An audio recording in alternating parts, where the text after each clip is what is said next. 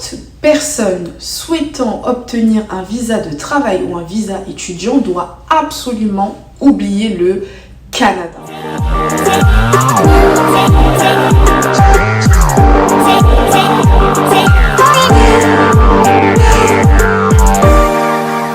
Coucou tout le monde, j'espère que vous allez bien. Je me présente, je m'appelle Aménan et bienvenue sur l'Éveil Ivoirien.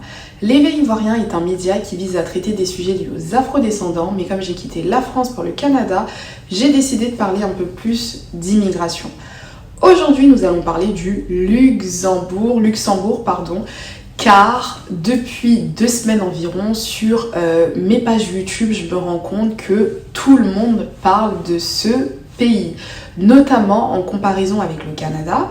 Je me suis donc dit que j'allais faire mes propres recherches pour avoir mon propre avis et je voulais vous partager mes résultats.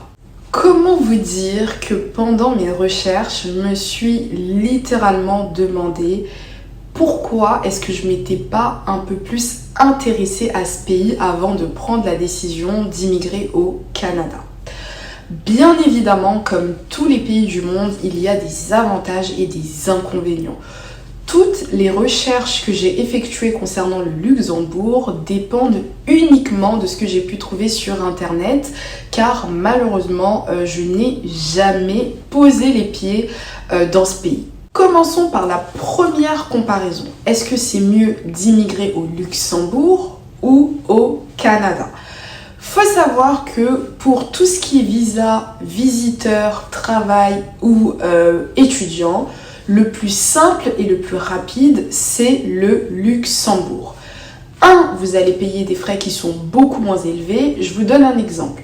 Pour pouvoir introduire une demande de visa visiteur pour le Luxembourg, vous allez payer 80 €. Pour pouvoir faire cette même demande de visa visiteur pour le Canada, vous allez payer au total 230 $. Concernant, pareil, les délais d'obtention de visa, le Luxembourg est un pays qui est beaucoup moins prisé en termes d'immigration, donc les délais sont beaucoup plus courts. Le Canada, malheureusement, ne respecte absolument pas ces délais, car il y a tellement de programmes d'immigration différents, tellement de gens qui veulent immigrer au Canada, et en plus de ça, une pénurie même au sein d'IRCC. Par contre, si tu souhaites immigrer sur du long terme, il faut privilégier le Canada, car c'est le seul pays qui propose l'obtention de la résidence permanente directement à des candidats n'ayant jamais mis les pieds en son sol. C'est super important de se dire que pour une personne qui veut juste peut-être potentiellement travailler, faire ses études, rester quelques années, le Luxembourg, c'est parfait. Mais par contre, si tu souhaites vraiment sur du long terme avoir la nationalité entre les deux pays, le choix se porte forcément sur le Canada, car tous les processus pour obtenir la résidence permanente ou la nationalité sont beaucoup plus simplifiés. Par contre, lorsque j'ai effectué mes recherches concernant les visas de travail et les visas étudiants, j'étais choquée. Toute personne souhaitant obtenir un visa de travail ou un visa étudiant doit absolument oublier le Canada. Je vais vous expliquer pourquoi. Dans un premier temps, sachez qu'il est moins cher de faire ses études au Luxembourg qu'au Canada. Lorsque j'ai appris ça, j'étais littéralement choquée. Il faut savoir que même lorsqu'on compare les formations professionnalisantes de type Cégep au Canada, tu peux trouver des formations universitaires de type Master ou Bachelor moins chères au Luxembourg. Concernant les visas de travail, sachez que la procédure au Luxembourg est simplifiée. Je vais vous donner l'exemple du Canada. Lorsque tu souhaites venir en visa de travail, tu dois trouver une entreprise qui souhaite te sponsoriser. L'entreprise doit faire une étude d'impact sur le marché du travail et une fois que cette étude a été approuvée par IRCC, c'est à partir de ce moment-là que la procédure d'immigration commence réellement. Pour le Luxembourg, c'est pas ça du tout et je trouve que leur processus est tellement plus intelligent et tellement plus rapide, c'est un truc de malade.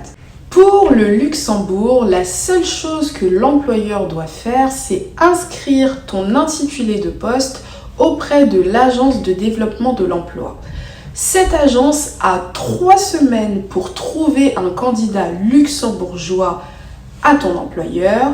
Et si l'agence ne réussit pas à trouver un candidat pouvant occuper ton poste, ton employeur a 100% l'autorisation de te faire venir au Luxembourg. Cette méthode, elle est vraiment géniale selon moi car c'est extrêmement rapide et ça donne l'envie aux employeurs de faire la procédure pour faire venir des candidats étrangers. Comparaison numéro 2, les opportunités d'emploi et les salaires.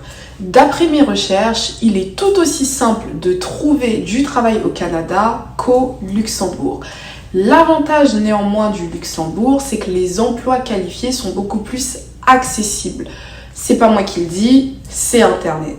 Ensuite, concernant les salaires, faut savoir qu'au Luxembourg, les salaires sont beaucoup plus élevés qu'au Canada. Et ça, je pense que tout le monde le sait. Le salaire médian au Luxembourg s'élève à 6 659 € par mois contre 5 290 $ canadiens au Canada.